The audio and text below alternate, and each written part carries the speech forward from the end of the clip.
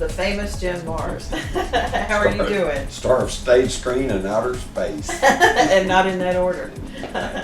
Thanks for welcoming us here into your office and your home for this interview. Oh, no problem.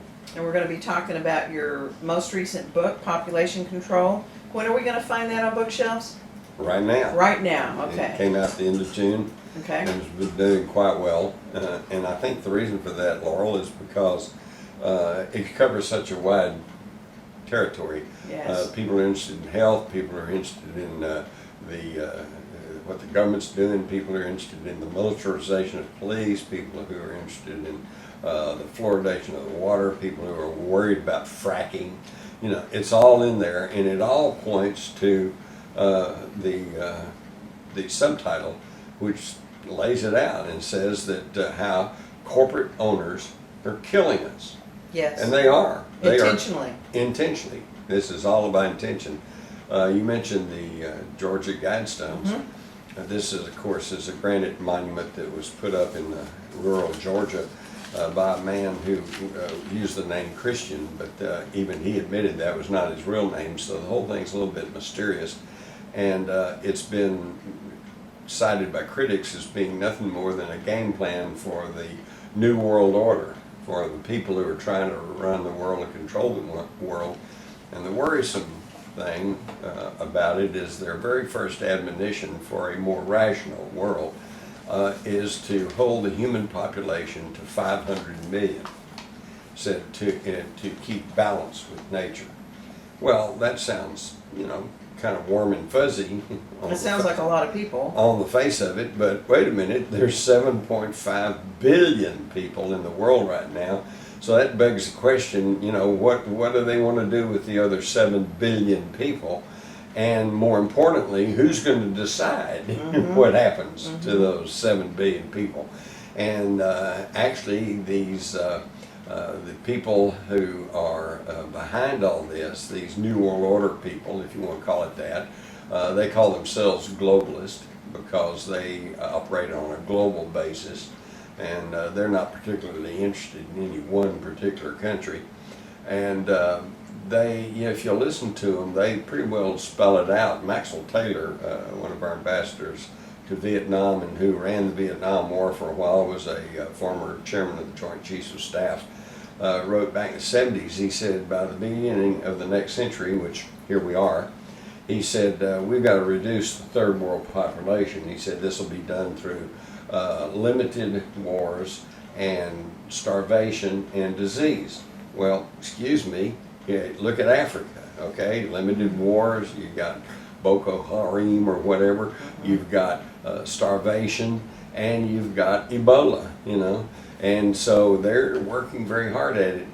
And I think the irony of all this is that I think it's totally based on a false precept. Their idea is, in fact, Taylor said this, Prince Philip has said the same thing, and others, that the basic problem in the world today is overpopulation. Just too many people. And hey, I guess if you live in a big city, you have to put up with traffic. You could feel like that. Yeah, you could probably buy into that pretty easily. But if you really look at it dispassionately, it's a bogus argument. Right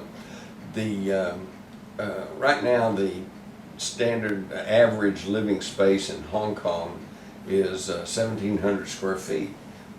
It's a pretty good size apartment, pretty Yes, good it size, is. you know, that's a lot of footage. And so based on 1,700 square feet, the entire 7.5 billion population of the world could live comfortably enough just in the state of Texas. Nobody else in the whole world. Oklahoma even did a study, said they could all live in Oklahoma if they wanted to. But now if you really wanted to spread out, the whole human population could live in Australia, probably have an acre apiece.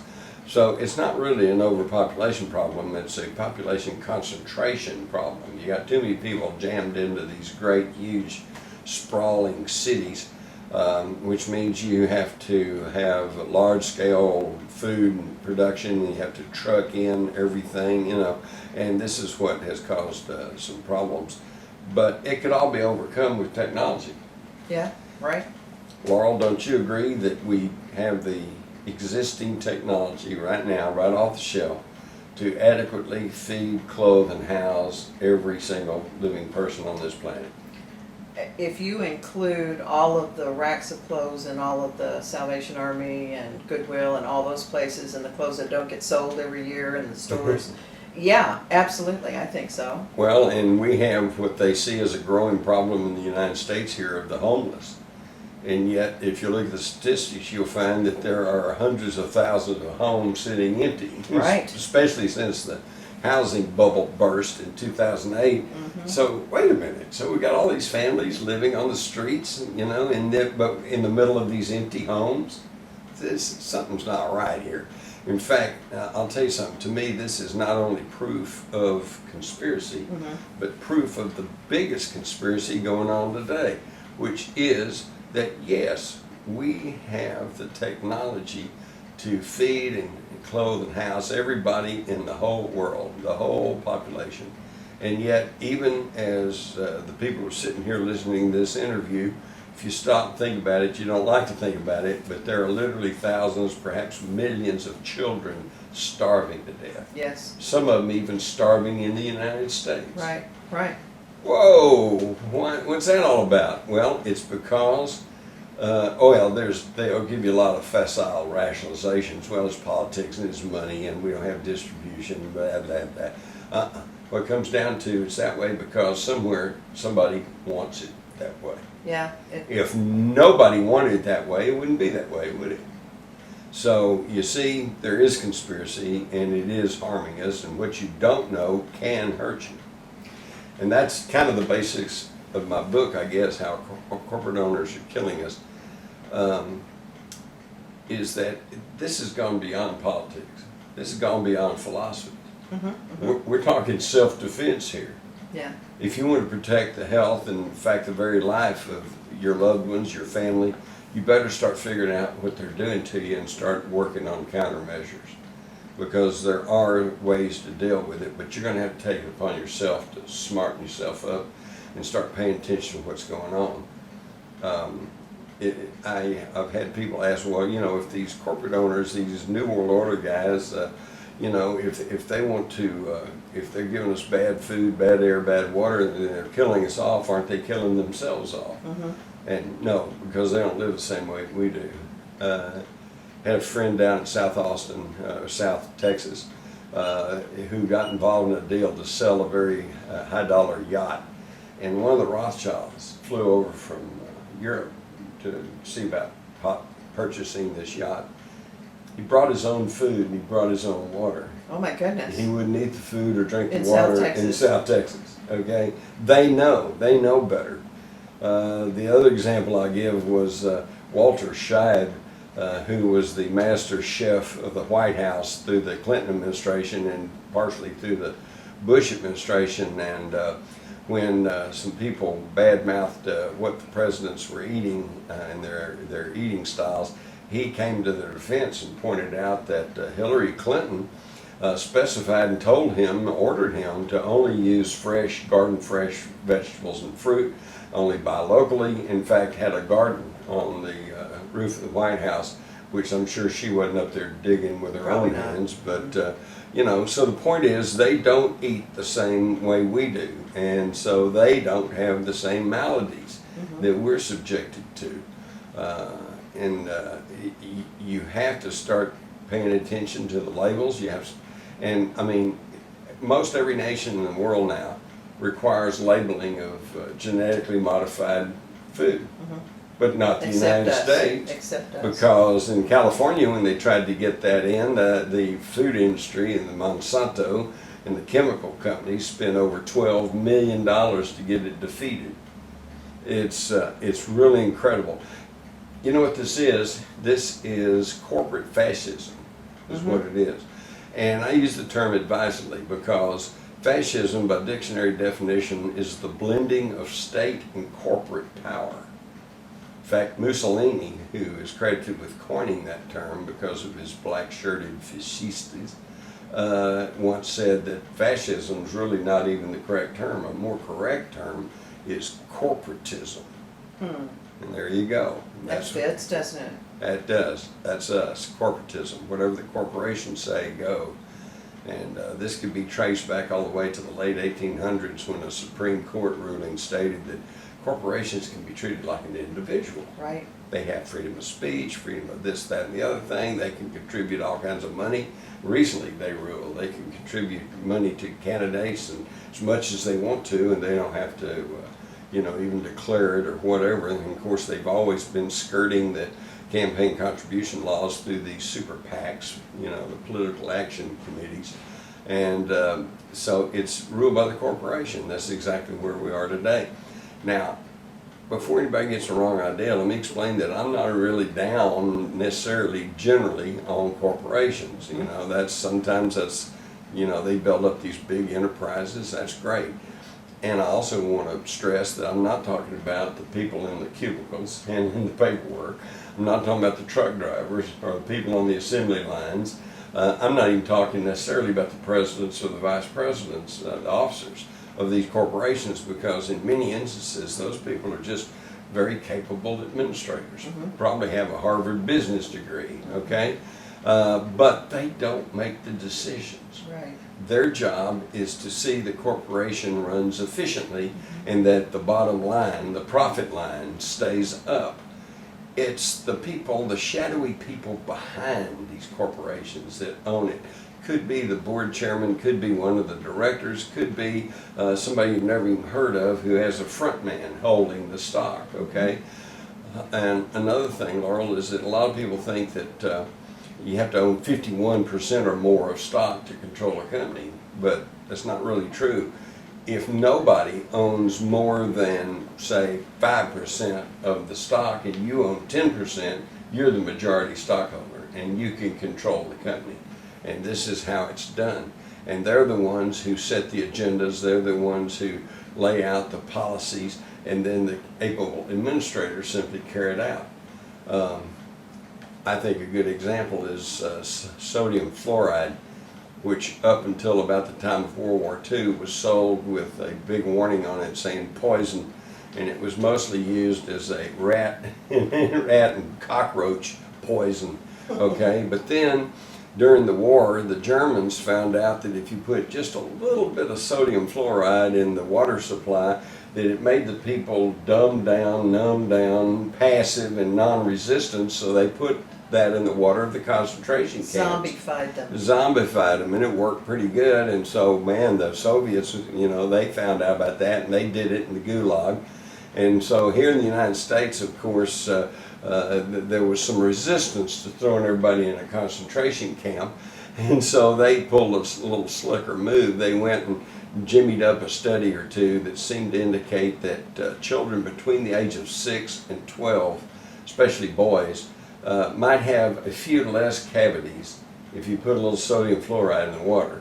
Now, sodium fluoride, in addition to being a deadly poison, is also kind of a waste product of not only the aluminum manufacturing process, but also the process of building atom bombs. Yeah. And so once we had the atom bomb in the early 50s, when we were setting them off all over the place, they realized they were going to have a problem with this sodium fluoride. So they used these studies to convince the American Dental Association that, oh, this is really good for everybody. And in fact, it was employees that were connected to the aluminum, R.J. Reynolds company, that convinced everybody we needed to put some sodium fluoride in the water. And it was, I remember in the 50s it was quite a controversy, but they, of course, the experts said, oh, that's the way to go, and so everybody does it, and it's still going on today. Here in Texas, in Dallas and in Austin, there's been some really concerted efforts on the part of the people to try to see if they can't get fluoridation, the fluoride taken out of the water. But yet the officials, here comes a string of dentists, here comes a string of experts, and tell them, oh no, this is necessary for good public health. Well, what it is involuntary medication. Yeah, right. Because sodium fluoride, in addition to being a poison, does affect your thinking in your brain and everything else, and it's cumulative. You just keep getting more and more and more, and it keeps building up in your system. But so they listen to the experts, and they go, But I it's guess we only got to supposed do to be this. good for kids between 6 and 12. 6 and 12. But everybody's getting it Well, in wait. the water. If it's under 6, look at the toothpaste that's fluoridated. Right. And look on the back, and there's a little warning. It says, if this is swallowed, call the Centers for Disease Control. Oh my goodness. Okay, it's a poison. Why would anybody want to poison? And little children, how are you going to tell them don't swallow the toothpaste? You know, it's really insane. And yet nobody, see, they have the power. And I want to point out about the experts. You know, money talks, and we're in a profit-orientated society. And I know covering court cases as a reporter, all you got to do is have enough money, and you can find an expert to come in and testify to anything that you want to hear. Okay. Right. And he might testify to one thing in this trial, the next trial he's on the other side. Yeah, exactly. Whoever pays him the most. Right. In fact, I have met some professional testifiers. You know, they have some degrees, and they actually make their money by hiring out the lawyers to go and testify as an expert on whatever.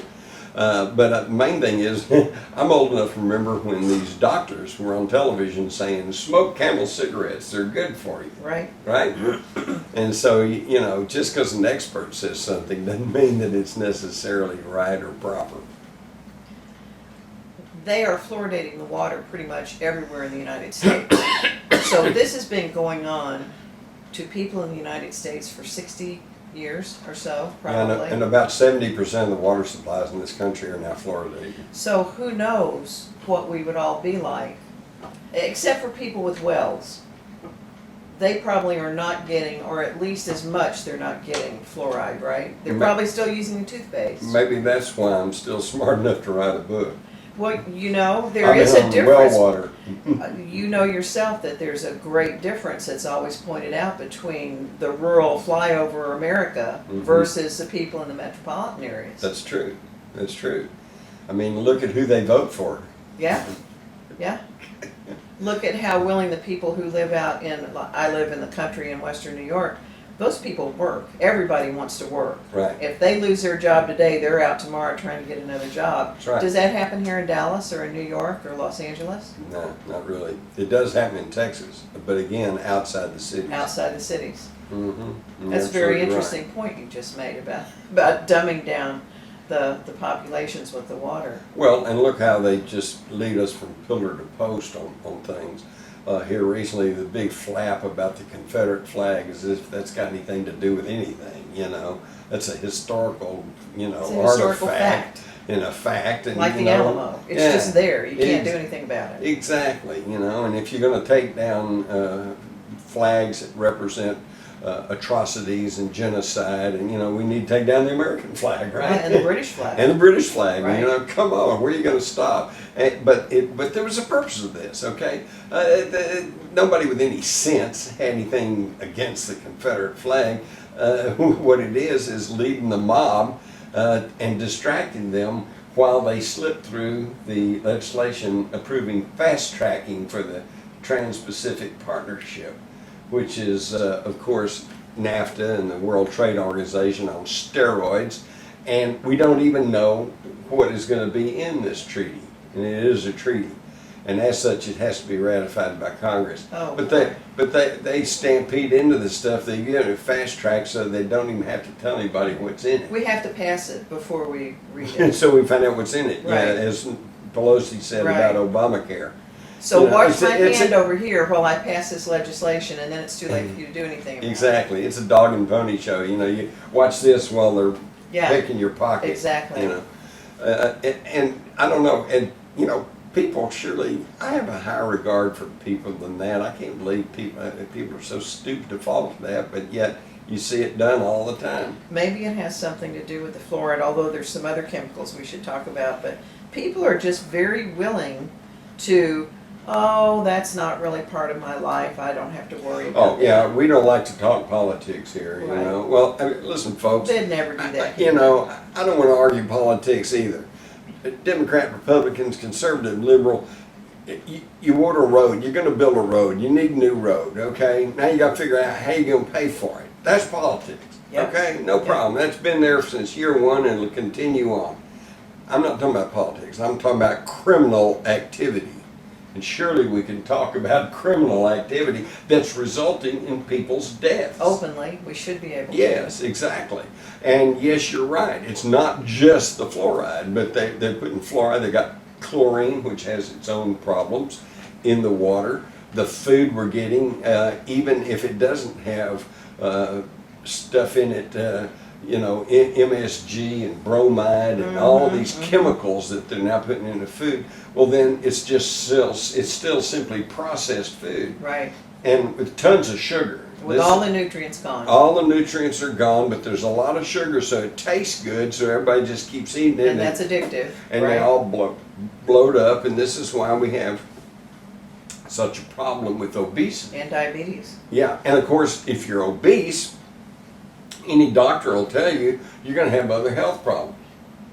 Because when you're overweight, you're lugging around all that weight, it puts stress on your organs, puts stress on your heart. You got all the bones, everything. And so this is how they're killing us, slowly, quietly, and we're paying for it. Don't I remember in the last couple of years when all of this flap about the national insurance came up, they were floating the idea of charging extra or disqualifying people who had existing health problems, and one of the examples was obesity, and one was pre-diabetic status. So in other words, we made you overweight, we addicted you to sugar, and now we're going to pass this insurance policy that you have no choice about, but we don't want to let you in on it. That's right, exactly. Oh, and that's a good way to kill these people early on. Well, the thing that killed me on this healthcare thing is that right off the bat, anyone who knows anything knows that the way to do the insurance thing is to cut out the middlemen. That's where all the money, that's where the cost of it just goes sky high, because you got all this insurance and you got huge buildings, you got thousands of employees, cut that out. Go to single payer insurance. In other words, like in England, they pay the equivalent of like about $30 a month. Okay, and then they're registered for the National Health Program. You break an arm, you get sick, you need a heart surgery, brain surgery, whatever, you go in, you get it done, and they pay, and the government pays for it. Right. In fact, if you're a tourist and you go to England and you trip and fall and break your leg, they treat you at the hospital, take care of you, give you crutches, everything you do for somebody with a broken leg, and then you don't pay a dime because it comes out of the National Health Service. Now, that would be the way to do it, okay? And then everybody's got affordable insurance. And by the way, for the people who say, yeah, but then you have to go to the public health stuff and you have to sit around waiting on the public doctor and you waste a lot of time. In England, and it could be the same way here, is that the public health service is the minimum. Everybody's on that and everybody benefits and it's all affordable. If you have money and you want to go to a private doctor and get private treatment, you can do that, okay? But for the people who can't afford that, they're covered. They're guaranteed. Now, that's the way to do it. And they tell us Obamacare takes care of everybody, but it doesn't. I don't have to recite the people who've been turned down, who have been gouged for cancer treatment. Yeah. You get over about 60, they say, no, you're too old, we're not going to treat you. You just go home and die. Well, there was the controversy about the death panels when all this started out. Yes, and they laughed that off. They said, that's just anti-Obama rant. No, they're there, and it's already begun to happen. Yeah. Well, we already know that there's been an issue of age discrimination in people. It's not uncommon in this country for you to have 3 or 4 careers in a lifetime. Right. Because we have the luxury of living often into our 70s, 80s, even longer.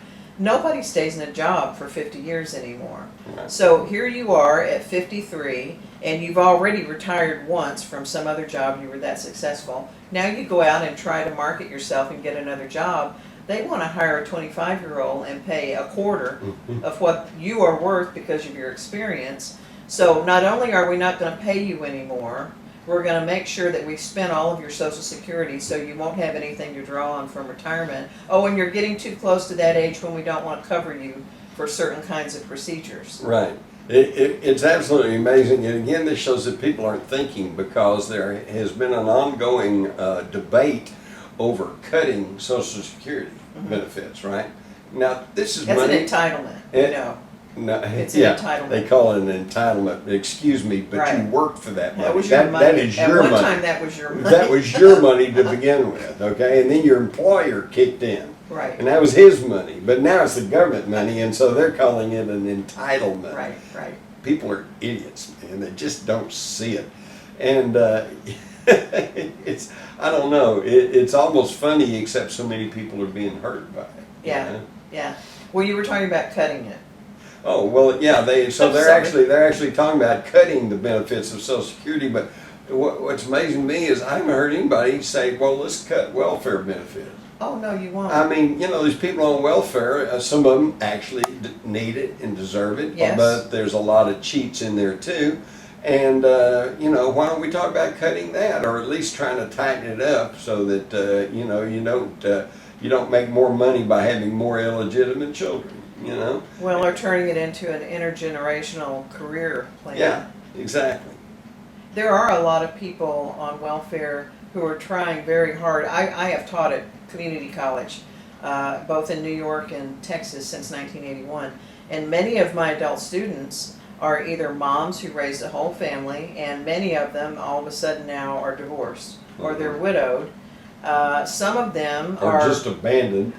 well, I wasn't going to say that, but yes. And some of them are men that got laid off, or that whole industry in an area where I am, where it's dairy farms and agriculture.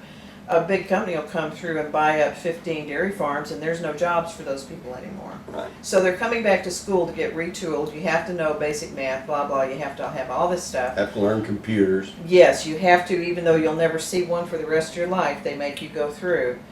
And those people work very, very hard, and some of them, if they didn't have WIC or welfare for food and basic things, Medicaid, they wouldn't be alive very long. Their children would be gone. And they're still trying to get a job, and they're in school trying to get to where someone will hire them.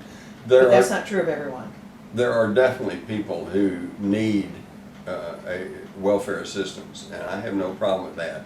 I think the trick the secret is to not do that on a nationwide level, because some bureaucrat in Washington, D.C., how does he know the true needs of someone in East Bungo, Texas somewhere? He doesn't. I think welfare should be, if you want to create a national helpline, great, but it should be handled at the local level. And frankly, I think it should be handled through the churches. Yeah. The churches, number one, they know the community, they know who's in there, they know who has the need. I know here in Wise County where I live, the churches have pantries, okay? Yes, yeah, and because clothing too. Yeah, and clothing. We're always contributing to that. And if you're really desperate enough, if you really need clothes, you really need food, you go to the churches and they will give you some. And they know who needs it and who doesn't. And very often the local employers are either part of that church community, or they are networked with the church community. Exactly. And they will help